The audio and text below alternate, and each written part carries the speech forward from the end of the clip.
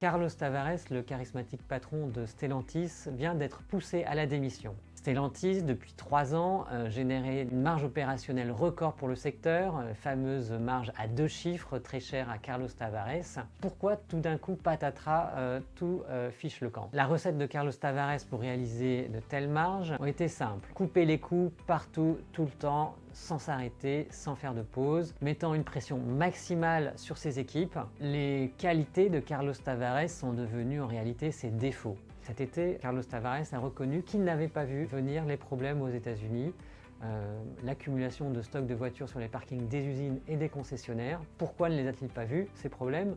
Eh bien parce que, dit-il, il n'a pas eu les signaux d'alerte. En fait, ses équipes ne remontent pas les problèmes, probablement par crainte de perdre son poste. Stellantis, pour faire des économies, a choisi de délocaliser énormément d'équipes, notamment en Inde, en Amérique du Sud, pour développer ses logiciels. Problème, quand ces logiciels reviennent sur des modèles qui vont être vendus en Europe, les ingénieurs français s'aperçoivent qu'il faut réécrire les lignes de code parce que tout n'a pas été fait parfaitement. Et donc cette logique de délocalisation, disent les syndicats, ont entraîné de nombreux bugs sur des lancements assez médiatiques.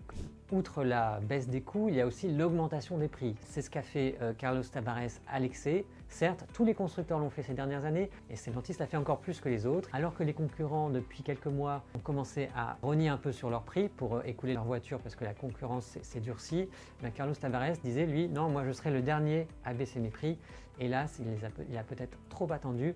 Résultat, son groupe a perdu des parts de marché car ces modèles n'étaient plus compétitifs face à la concurrence. En mettant une pression maximale sur tout le monde, il s'est mis à dos tous ses partenaires, qu'ils soient en interne ou en externe, et au final, ces dernières semaines, il s'est même mis à dos son conseil d'administration. Depuis quelques mois, c'est la catastrophe, le cours chute. Depuis le début de l'année, il a perdu 40%.